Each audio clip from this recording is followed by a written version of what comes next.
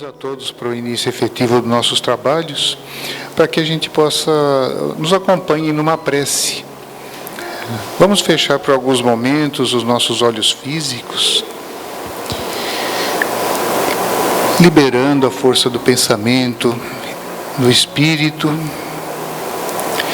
esquecendo por um momento os nossos problemas do dia a dia, que sabemos são tão importantes, às vezes até nos tiram o sono, mas que nesse momento nós vamos deixá-los de lado e formar em nossas mentes a imagem do Divino Mestre Jesus, ao qual dirigimos nossos pensamentos em profundo agradecimento por nos dar a oportunidade da vida e tão carinhosamente cuidar desse nosso planeta, que às vezes se apresenta tão cheio de coisas para resolver, parecendo às vezes até caótico, mas que temos a certeza que o Divino Mestre está conduzindo na melhor direção para o nosso progresso. Muito obrigado, Mestre amigo, pela sua imensa bondade. E auxilia-nos, Mestre, e permita que teus mensageiros estejam conosco sempre e que nós, por nosso lado, tenhamos forças para estarmos sempre receptivos às sugestões deles, para que cada dia possamos aprender um pouco mais, aplicar essas lições no nosso dia a dia, construindo harmonia em nossos lares, sempre sintonizados com os espíritos do bem, respeitando e amando a todos dessa humanidade como irmãos, filhos de um mesmo Pai. Enfim, Mestre, te agradecemos novamente, pedimos que fique conosco hoje e sempre, e pedimos também a tua permissão para iniciarmos o nosso trabalho dessa tarde. Muito obrigado e que assim seja. Hoje nós temos a satisfação de ter conosco a companheira de ideal espírita, Glecy Muxfeld. Já peço desculpa pela pronúncia, que provavelmente está até errada. Trabalhadora do Centro Espírita Luz do Caminho de Penha, já conhecida nossa, que hoje vai nos falar sobre a cremação na visão espírita. Que Jesus te ilumine. Obrigada. Boa tarde a todos. Que Jesus nos abençoe nessa tarde maravilhosa, em que nos propomos a vir até esta casa abençoada, para ouvirmos um pouquinho mais sobre as lições que o nosso Mestre nos trouxe. Talvez possa parecer emblemático a gente vir falar sobre cremação na visão espírita e nos referir às mensagens de Jesus, mas tem tudo a ver. Se nós formos rever as parábolas compiladas pelos evangelistas em todo o Novo Testamento, do primeiro ao último capítulo, nós vamos encontrar em todas as mensagens aonde Jesus se referia à vida futura. Em todas. Nenhuma delas deixa de referir a certeza da vida futura, a imortalidade da alma e a possibilidade incontestável da comunicação dos nossos queridos espíritos que sobrevivem e vivem no mundo espiritual, conosco que habitamos ainda um mundo material. Então, além de Jesus nos deixar muito claro a grande lei de justiça, amor e caridade, Ele vem nos falar desses 3 tópicos muito importantes para que a gente possa refletir. Por que estamos nesse planeta? Por que sofremos? Da onde viemos? Para onde vamos? Estes questionamentos, com certeza, nos dirigirão há questionamentos sobre as respostas disso. Aonde eu vou encontrar estas respostas que vão satisfazer a minha sede de conhecimento? A doutrina espírita é uma fonte segura. E para que a gente possa tocar nesse ponto tão importante, que é a imortalidade da alma, a certeza da vida futura, nós temos que lembrar do momento da morte. E ela tem que ser para nós uma realidade. Não pode mais ficar compreendida num círculo pequeno de um mito, de um tabu, de algo que nós preferimos não falar. Porque a única certeza que nós temos realmente é a morte. Ninguém pode garantir o que vai lhe acontecer, nem daqui uma hora, nem daqui um dia, nem daqui um ano, nem daqui um mês.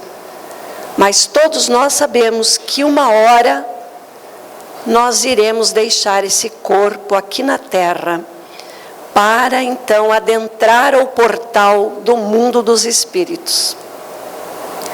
E se eu tenho uma alma imortal, eu não preciso ter medo, porque eu já vivia, aqui aportei, mas vou voltar à minha verdadeira pátria, deixando de ter um corpo carnal. Quem sabe volte novamente a ocupar um corpo carnal, depende da necessidade de cada um. Mas temos sim que falar da morte, meus irmãos.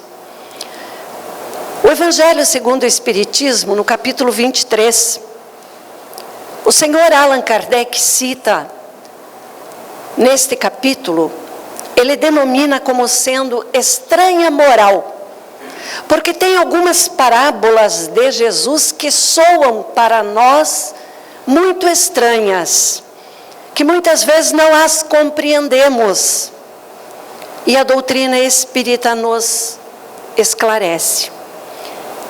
E é neste capítulo que a gente vai abordar para subsidiar um pouquinho a nossa fala de hoje. Então Lucas, o evangelista, ele fala que Jesus, nas suas pregações, ele tinha muito pouco tempo.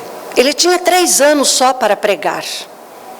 Então ele aproveitava de tudo que era possível, através dos exemplos da vida cotidiana daquele povo, ainda muito arraigado à matéria, ao orgulho de castas, à vaidade, às práticas exteriores. Ele se apegava a tudo para tentar abrir um pouco a mente daqueles seres, para que eles pudessem compreender as suas palavras, os seus ensinamentos e aquilo que ele praticava. Porque ele não escreveu nada, mas ele praticava tudo aquilo que ele falava. E então, nesta citação do capítulo 23, nós vamos encontrar Lucas dizendo que Jesus, ao pregar, ele chamava as pessoas: se vocês querem alcançar o reino dos céus, larguem tudo que têm e me sigam. E então as pessoas, é claro, se esquivavam desse convite, exceto os apóstolos que largaram tudo e seguiram Jesus. Há que se considerar que eles tinham um compromisso já pré-determinado antes da reencarnação deles com Jesus. Então ficou mais fácil o convite ser aceito. Para os demais, ficava difícil aceitar aquele convite. E é nesta passagem que Lucas, então, se refere àquele indivíduo que diz: mas Senhor, o que eu devo fazer para chegar ao reino dos céus? Olha, vende tudo o que você tem e me segue. E ele diz: ai Senhor, então antes deixa eu ir cuidar dos meus bens. É claro que quando a gente volta as costas para cuidar dos bens, a gente não vai mais seguir Jesus. Em seguida, no mesmo capítulo, nós vamos encontrar um outro cidadão que faz o mesmo questionamento a Jesus. E então Jesus diz a ele chega, aliás, a Jesus e diz: Senhor, o que eu devo fazer para te seguir? E então Jesus diz: larga tudo, vem e me segue agora. E ele diz: Senhor, mas eu tenho que voltar porque eu tenho que enterrar o meu pai. E Jesus novamente aproveita-se daquele momento e diz: deixa os mortos que enterrem seus mortos. Será que naquele momento Jesus estava alertando aquele homem que ele não deveria ter compaixão e fazer um enterro digno ao seu pai? Claro que não. Jesus, naquela bondade, naquele amor infinito, é claro que ele não queria dizer isso. O que ele queria realmente dizer era alertar aquele jovem e a todos aqueles que ouviam naquele momento de que a vida espiritual é realmente a verdadeira vida e que é a vida normal de todos nós. Que aquele homem não ficasse apegado à necessidade de enterrar, porque na verdade quando nós fazemos isso, nós queremos aguardar a hora da divisão dos bens. É a matéria que nos apega. Então, quando Jesus se reporta assim, meus irmãos, novamente ele está nos lembrando de que a vida espiritual é a nossa verdadeira vida. É a ela que nós devemos procurar resguardar, é a ela que nós devemos procurar alimentar dentro de nós, porque ela é que nos vai dar a verdadeira felicidade, quando deixarmos o corpo carnal, que também não podemos levar junto, fica aqui. Então, a cremação na visão espírita vai nos mostrar, meus irmãos, que nós devemos refletir sobre qual a melhor forma de dar destino aos nossos restos mortais. Vivemos um momento muito crítico, aonde agredir a natureza, o meio ambiente, hoje é complicado. Então a gente deveria começar a refletir, para que não venhamos a contribuir com deixar os nossos restos mortais para contaminar o ambiente. Eu vou tentar mostrar para todos qual seria a melhor forma da gente destinar o nosso corpo material. Vamos lá. Então nós vamos encontrar que aqui no Ocidente, a inumação ou o enterro comum tradicional é o mais praticado e consiste no sepultamento do cadáver em campos, geralmente cemitério da comunidade, o que já está crítico, porque tem muitas cidades em verdadeiras situações difíceis de resolver, porque eles precisam desapropriar um determinado local, tem que ser grande, para poder abrigar todos aqueles que desencarnaram. E quem quer hoje ter um cemitério ao lado da casa? Ou ao lado de uma empresa? Não é verdade? É difícil. Então, é um problema para a administração pública resolver. Já no Oriente, a cremação é o ritual mais praticado. Consiste no ato de incinerar o cadáver, reduzindo-o a cinzas, colocado em urnas e em seguida sepultadas ou esparzidas num local previamente determinado, quer seja num bosque, num jardim, no mar, num lago, não é? Então fica para a pessoa decidir o que quer que se faça com suas cinzas, ou a família guarda, né? Acho que foi o Jorge Amado e a Zélia Gattai que optaram por derramar suas cinzas numa árvore muito frondosa que eles haviam plantado no jardim da sua residência lá na Bahia, né? Então nós também podemos fazer isso, escolher. As opiniões são múltiplas e todas elas são respeitáveis. Como não poderia deixar de ser, a doutrina espírita respeita todas as decisões. O propósito nosso é tentar esclarecer um pouco, mas cada um é, vamos dizer assim, passível de fazer as suas próprias escolhas, né? Então, nos últimos tempos, em todo o continente europeu, tem sido encontrado vasilhas do período neolítico, pedra polida, cheias de cinzas dos indivíduos daquela época. Esses indícios revelam que a cremação já era praticada nos primórdios da civilização terrena. Com o decorrer dos séculos, a cremação foi se tornando prática consagrada nas civilizações mais adiantadas da antiguidade. Então, veja, não é de hoje a cremação, ela é muito antiga. Lembro-me muito bem que num período em que eu trabalhei numa empresa no interior do Paraná, nós estávamos fazendo a limpeza de uma área de rochas, e para limpar aquelas rochas nós precisávamos de um equipamento especial, e depois com a limpeza nós iríamos detonar aquelas rochas, e a minha responsabilidade era exatamente essa: perfurar as minas, colocar a dinamite e os cordéis e fazer então a detonação daquela rocha.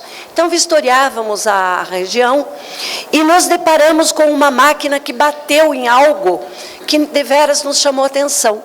Eram urnas da época indígena.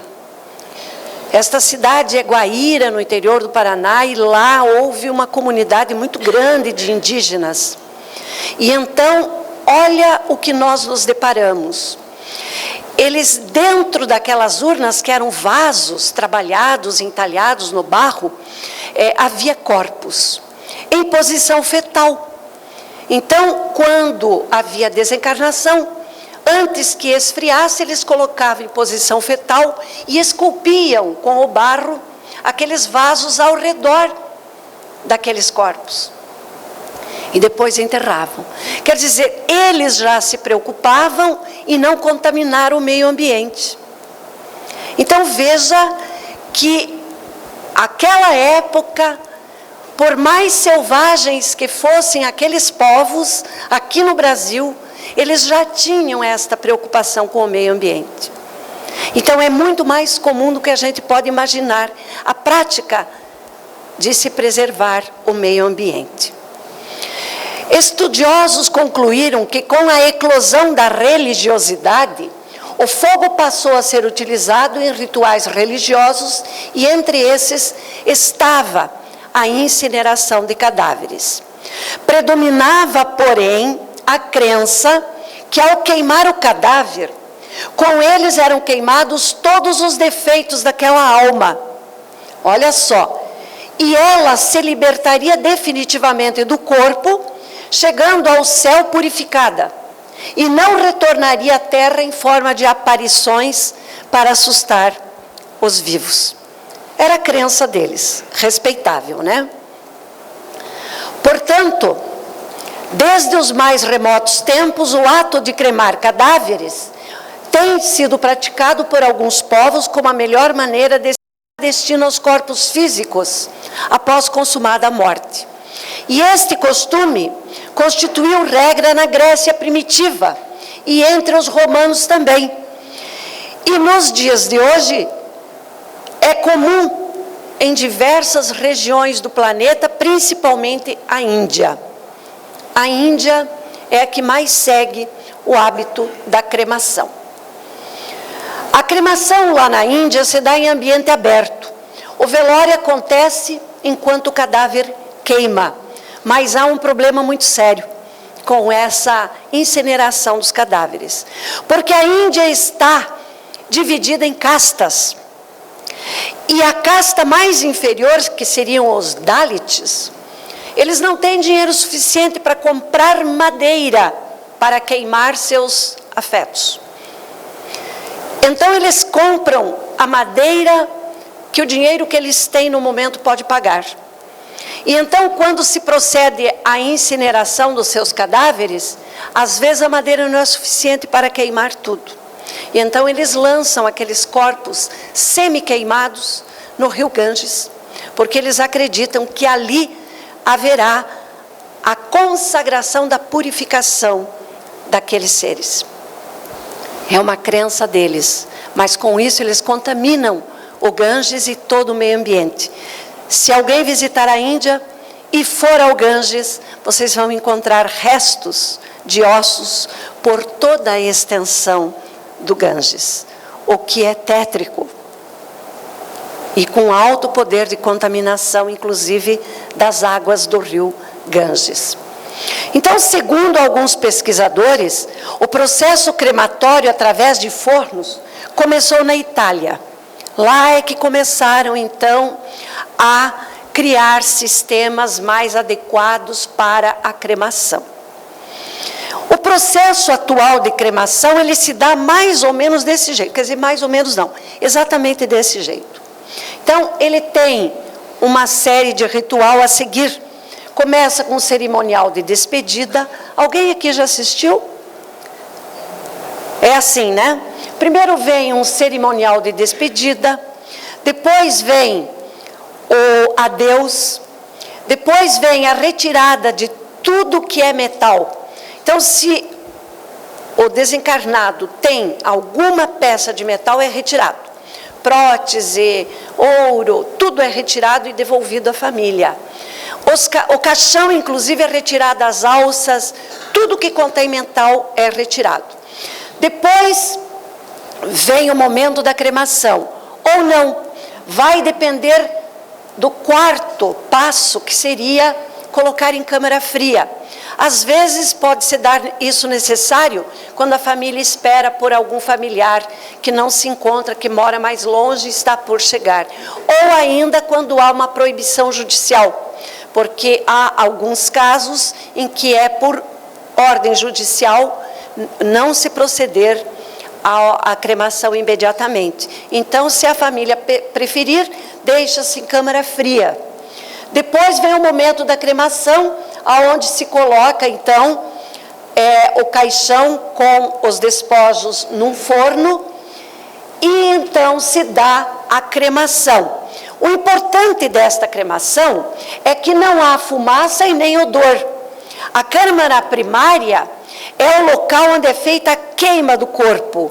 Este processo libera gases que são sugados e são queimados na câmara secundária, a uma temperatura de 1.200 graus centígrados. Então, não fica resíduo tóxico, nem para o ambiente, vamos dizer, da nossa atmosfera, e nem para o meio ambiente. Então, isso é que é importante. E existe tecnologia para isso, sim. Há muitos anos atrás, quando eu trabalhei numa grande empresa em Curitiba, eles já tinham esse processo de lavar os resíduos do produto de queima da nossa caldeira, daquela empresa onde eu trabalhei. Então, havia um chuveirão enorme que ele lavava todos os resíduos e mandava para o meio ambiente depois, para a atmosfera, somente aquilo que já estava desprovido das partículas que poderiam contaminar a atmosfera e o meio ambiente. Então, essa tecnologia já é antiga, não é tão nova assim. E por último, então, se dá, no final, o que resta das cinzas, que vai em urnas e é entregue à família para dar o destino que ela preferir. É assim que acontece o processo de cremação. E isso é lei. E consta dos registros públicos a Lei 6.015, de 1973, que a cremação só será efetuada após o prazo legal de 24 horas. Então, antes não pode ocorrer a cremação. Pode ocorrer depois, não antes. Contados a partir do falecimento e desde que sejam atendidas as exigências prescritas. E essas exigências são essas. Devem ser observadas as orientações contidas no inciso 2º do artigo 77 da Lei 6.015/73, quais sejam: existir manifestação em vida da vontade de ser incinerado ou quando há interesse da saúde pública, caso de alguma doença altamente contagiosa. O atestado de óbito deve ser firmado por 2 médicos ou por um médico legista. E nos casos de morte violenta, quer seja crime, acidente ou suicídio, deve ser submetido antes à autorização judicial, que nem sempre é dada naquele momento. Pode demandar um período, às vezes, até longo, depende muito da investigação. Então, mesmo nos países que adotam a cremação do corpo, isso não é imposto. A lei diz que pode, mas não é obrigatório.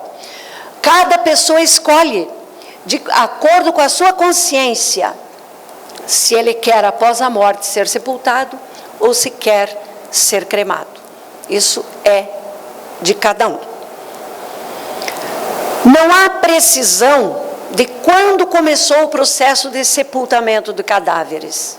Porém, é certo que ele ganhou força por causa do dogma da ressurreição, adotado pelos movimentos religiosos cristãos uni-encarnacionistas, principalmente o catolicismo e o protestantismo.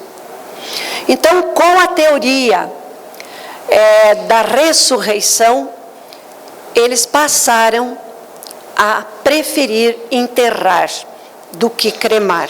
Então, foi por força das religiões que isto foi adotado como uma prática mais comum. Como sabemos, houve um tempo em que a religião católica apostólica romana, ela se sobrepôs única e de forma, às vezes, até cruel, como a única religião que poderia ser praticada. Depois de Martinho Lutero, então, houve um rompimento com essa verdade absoluta e passou a se fundar outras religiões cristãs, e hoje nós vemos protestantes, batistas, evangélicos, mas todos são cristãos, né? Todos têm a mesma origem. Então, em 1963, o Papa Paulo VI apresentou uma certa abertura para a cremação. Porém, ele não se posicionou claramente quando ele se expressou que não proibia a cremação. Ele recomendava aos cristãos o piedoso e tradicional costume do enterro, mas podia cremar quem quisesse, mas ele não tomou partido. Porém, com o ritual das exéquias em 69, no capítulo das encomendações, que vigora desde 1º de junho de 1970, passaram a ser permitidos ritos eclesiásticos aos cristãos que eram favoráveis à cremação. Então, a Igreja Católica passou a se posicionar mais firmemente sobre a cremação. Com isso, diminuíram as barreiras religiosas que até então existiam. Porém, ainda paira uma nebulosa preocupação de que a alma, o espírito, possa sofrer algum efeito em decorrência da incineração do corpo. E é isso que nós vamos tentar mostrar para todos vocês, meus queridos, que não precisamos ter essa preocupação, tá? Em geral, um corpo sepultado leva de 1 a 2 anos para se decompor totalmente. Mas esse tempo pode variar dependendo das condições do ambiente em que se encontra aquele cadáver. E essas condições podem ser próprias daquele que desencarnou ou do meio ambiente em que ele se encontra. Por exemplo, alguém que às vezes desencarna num processo doloroso de estar coberto de chagas, de pústulas, de feridas, o processo de decomposição se dá muito mais rapidamente. aquele que já tem um corpo mais conservado, então haverá um maior tempo de decomposição. Quando há uma desencarnação, onde o corpo permanece em regiões muito frias, também o processo de decomposição é mais lento. Haja vista que eles têm encontrado restos, ou às vezes o corpo intacto, não só de seres humanos, como de animais, por séculos, por milênios. Então, os lugares mais frios, com certeza, eles conservam melhor os corpos e a dificuldade de decomposição é mais lenta, né? Há mais dificuldade. Portanto, meus irmãos, não há uma consistência científica que justifique o dogma da ressurreição. As moléculas que compunham o corpo começam a se decompor em átomos variados, quer sejam carbono, oxigênio, hidrogênio, nitrogênio, que são os elementos químicos mais em profusão que compõem o nosso corpo, entre outros em menor quantidade. Mas os mais importantes são esses. Assim que vamos dizer, a morte troncoencefálica é confirmada por médicos, imediatamente já começa o processo de decomposição, de desagregação. E então aquilo que veio do pó volta para o pó, não é verdade? Porque a terra também é composta desses mesmos elementos químicos aqui. E então não é difícil a gente constatar que aquilo que nós fomos vai compor o ar que respiramos, vai revigorar a planta que cresce, os alimentos que ingerimos, num processo cíclico de que na natureza nada se cria, tudo se transforma, como dizia Lavoisier há muitos séculos atrás, não é verdade? Então, o processo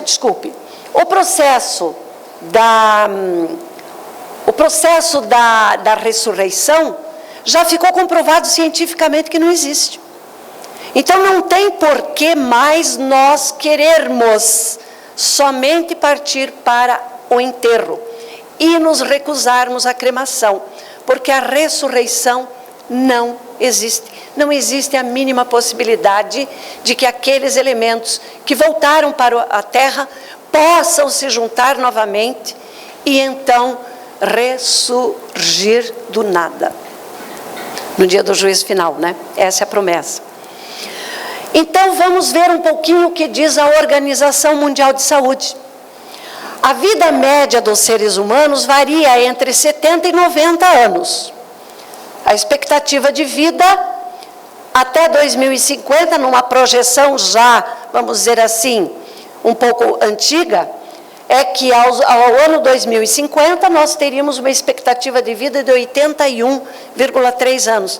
Já está obsoleta, porque nós sabemos que parece-me que já temos aí algo que nos reforça a ideia de que a nossa expectativa de vida hoje, 2017, já é 87 anos, não é verdade? Então veja que as coisas evoluem numa celeridade, às vezes a gente não consegue acompanhar.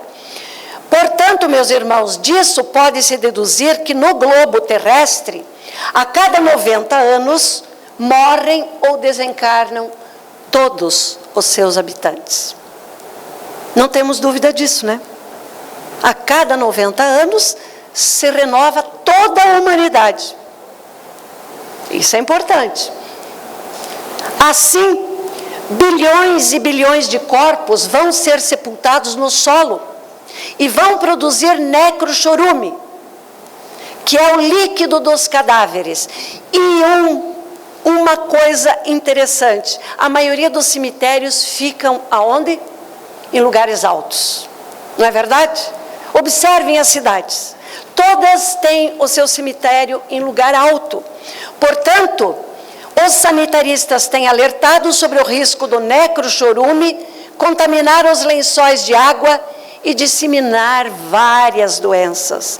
Porque aqui está o Campo Santo, né, o cemitério, os rios aqui embaixo, os poços, sejam artesianos ou não, e o necrochorume correndo aqui, contaminando até os aquíferos freáticos. Então, é muito sério isso.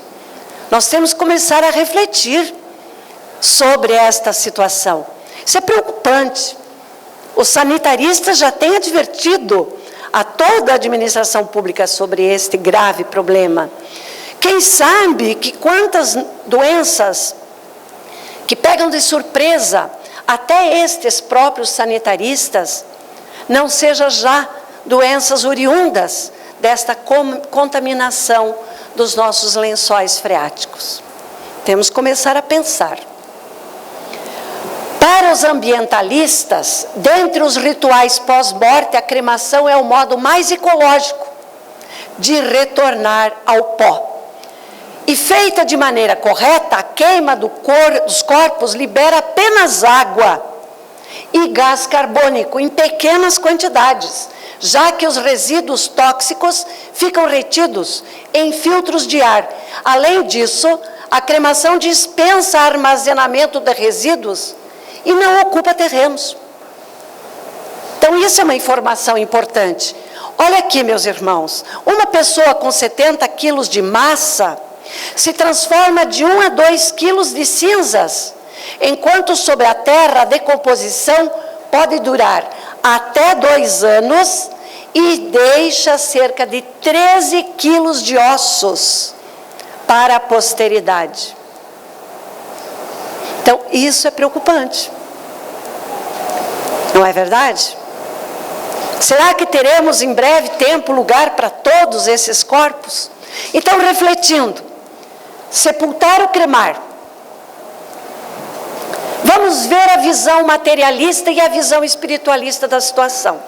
Se a gente tiver esta visão do que diz o materialista, do que diz o espiritualista, fica mais fácil a gente se situar aonde a gente está, para poder tomar uma decisão posteriormente.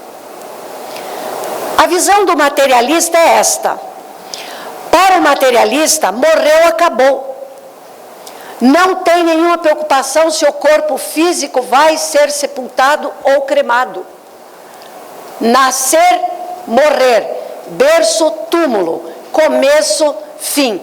Ponto final. Não é esta a visão materialista? Quer dizer, eu não vim de nenhum lugar, o meu espírito nasceu na concepção, junto com o meu corpo, e vai acabar junto com o meu corpo na hora em que eu desencarnar. Essa é a visão materialista, ponto final. A visão espiritualista diz assim: todo espiritualista acredita na imortalidade da alma. Não precisa ser espírita, viu, meus irmãos? Basta ser somente espiritualista. Já tem esta visão. Existia antes, nasce, morre, continua existindo depois.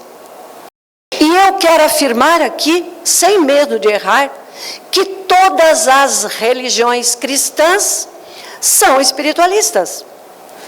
Porque se a religião católica, como exemplo somente, ela diz que nós precisamos orar por aqueles que partiram, é porque alguma coisa sobreviveu. Porque senão eu não preciso orar. Correto? Então, ele tem uma visão espiritualista. Então, qual é o motivo que leva os espiritualistas a ter receio da cremação? Se nós temos esta certeza que eu existia antes, que eu vou nascer novamente, que eu vou morrer mais uma vez e vou continuar existindo depois, por que eu tenho medo? Concordam comigo? É esta palavrinha aqui que destrói a nossa espiritualidade, que contamina em nós a certeza da vida futura, que Jesus nos deu a certeza, que nos deixa dúvidas sobre a imortalidade da alma e sobre a possibilidade do intercâmbio entre os daqui e os de lá. é o apego. Mas não é um contrassenso que os espiritualistas terem apego à vida material enquanto acreditam na imortalidade do espírito? Porque os materialistas serem apegados à vida material pelo fato de não acreditarem na vida após a morte até se justifica. Mas o que justifica o apego dos espiritualistas? Senão a materialidade que ainda vige dentro de nós de forma muito imperiosa, a comandar em nós os instintos mais primários. Só o apego, somente ele. Então vamos lá. Qual seria a visão espírita sobre a cremação? No livro Céu e Inferno, quando o senhor Allan Kardec vem dissertar sobre o passamento, no item 3 e 13, ele diz assim, item 3, após a morte, separada a alma, o corpo pode ser impunemente mutilado, que nada sentirá. Aquela por insulada, nada experimenta da destruição orgânica. A palavra-chave está aqui, ó. Quando a alma está insulada, quer dizer, quando ela sabe aquilo que ela quer. Ela está fechada naquilo que ela acredita, né? No item 13 diz assim, para o espírito desmaterializado, de consciência pura, a morte é igual a um sono breve, isento de agonia e cujo despertar é suave. Por que nós nos preocupamos tanto então com a morte? Se somos seres bons, se temos a lei de justiça, amor e caridade, conforme Jesus nos revelou, por que o nosso medo? Vamos pensar nisso. Vamos entender um pouquinho o complexo humano. Teoricamente, o senhor Allan Kardec, quando escreveu o Livro dos Espíritos, ditado pelos próprios espíritos, ele nos fez esta revelação, que o homem é um ser trinário, composto de espírito, perispírito e corpo físico. Espírito é centelha divina, portanto luz, complementando o que Jesus disse lá atrás, deixai brilhar a vossa luz, vós sois deuses. Perispírito é o elo interexistencial, é a parte semimaterial, é aquilo que reveste o espírito, para haver a possibilidade desse espírito encarnar no corpo físico. Por quê? Porque o espírito, ele vem de uma vibração energética muito elevada, muito alta. Não existe possibilidade dele ocupar um corpo material como o nosso, ao qual ainda nós nos arrastamos, porque nós estamos presos praticamente à gravidade da Terra, não é verdade? Como é que esse espírito de alta frequência e energia vai ocupar um corpo matéria bruta? Não tem possibilidade, porque a intensidade dessa vibração energética, ela desagregaria o corpo físico, dada a velocidade da energia. Vocês já ouviram falar em descenso energético? Descenso energético é um termo científico, usado tecnicamente pelos estudiosos da energia hidrelétrica. E ele diz assim, numa usina hidrelétrica se gera 600 mil volts. Essa energia sai dali e vai para uma estação que vai chegar lá a 300 mil volts. Porque eles vão dividir em duas estações. Aquela estação vai mandar para uma subestação, aonde chegará a mais ou menos 180 mil volts. Dali, ela vai sair para os transformadores em 18.000 volts.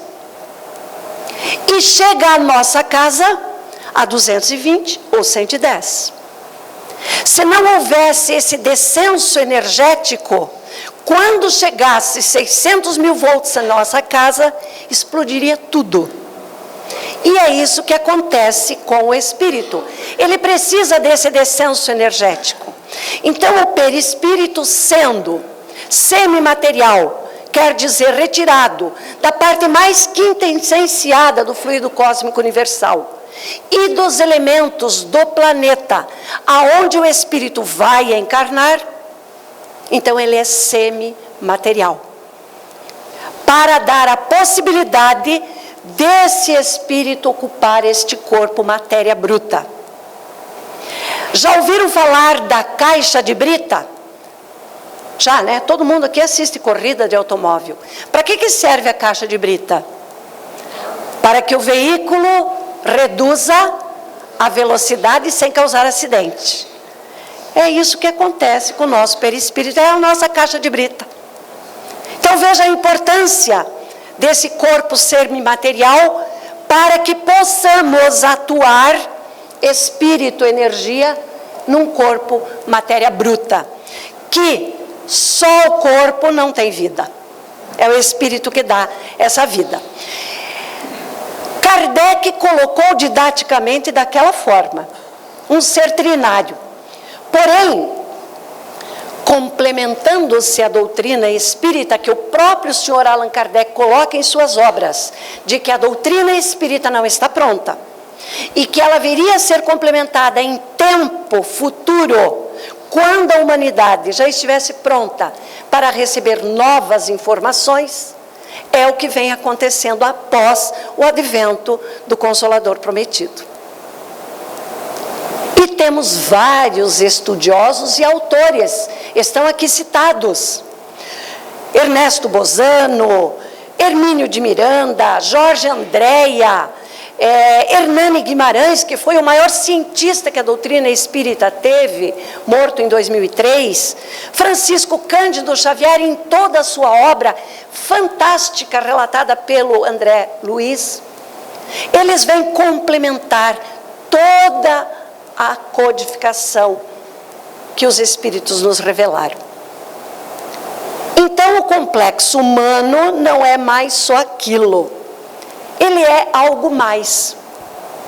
Ou seja, nós temos um espírito, energia, nós temos um perispírito, que é o ser interexistencial, nós temos um duplo etérico, que é formado totalmente de matéria, e nós temos um corpo físico mais grosseiro ainda que o duplo etérico. E esses quatro unidos dão-nos a sensação que nós somos esse corpo aqui. E nos faz acreditar que nós somos isso aqui, sem imaginar que somos isso aqui, grudadinhos um no outro, e formando uma coisinha só. Estão compreendendo? No duplo etérico é onde é absorvido o fluido cósmico universal, que vai ser transformado em fluido vital. Esse fluido vital é que nos dá a vida, a possibilidade de movimentar o corpo carnal.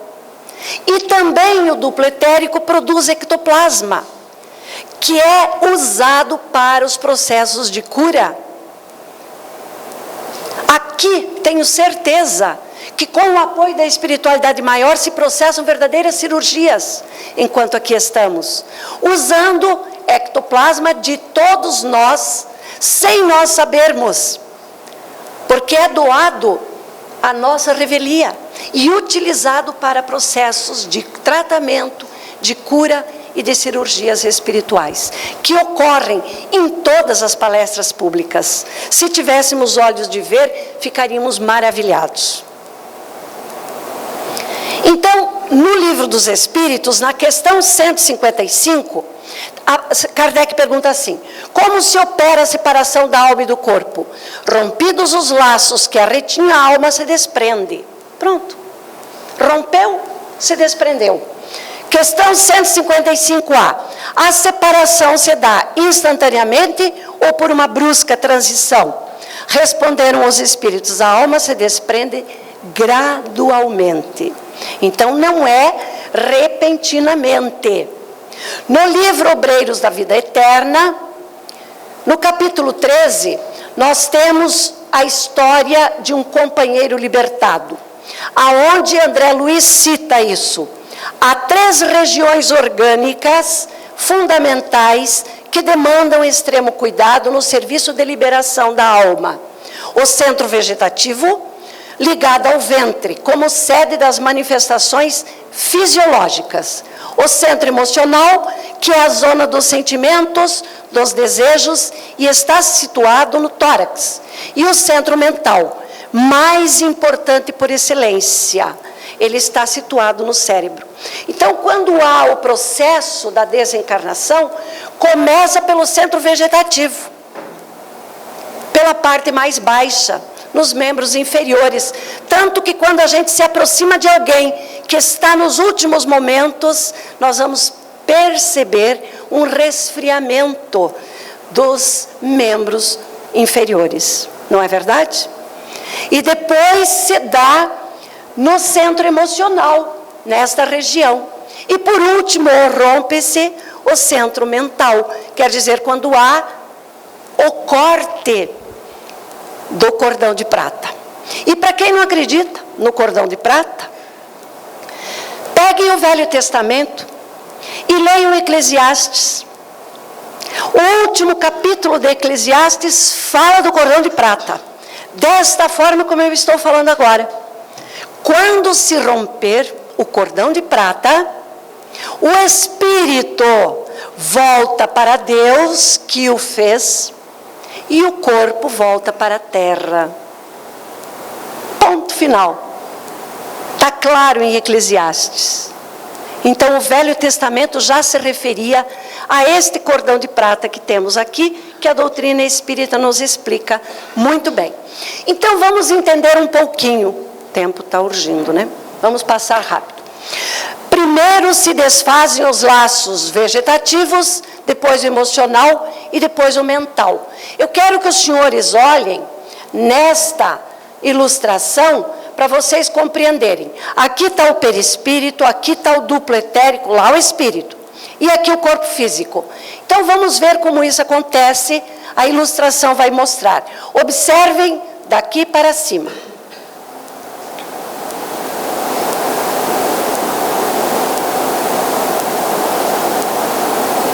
Num processo natural de morte, é isso que acontece.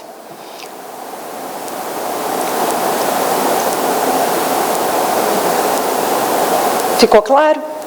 Então, o duplo etérico pode levar até 60 dias para se dissolver e fica na terra. E o corpo físico leva até 3 anos para se decompor, de 2 a 3 anos. E aqui, o perispírito segue junto com o espírito. Volta a se transformar na parte mais quintessenciada.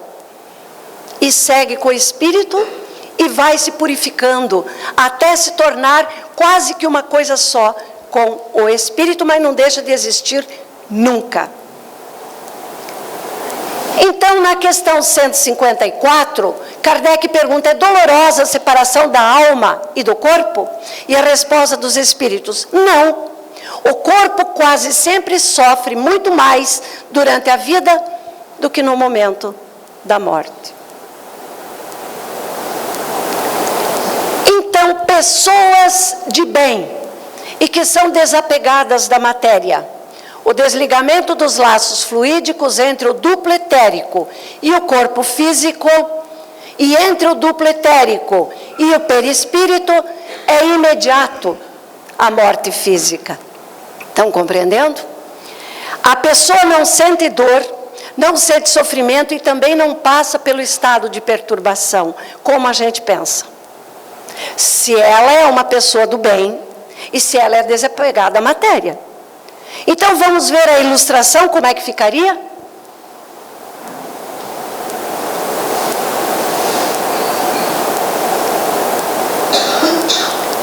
Rompeu ergueu-se sem dor, sem sofrimento, imediatamente após a morte.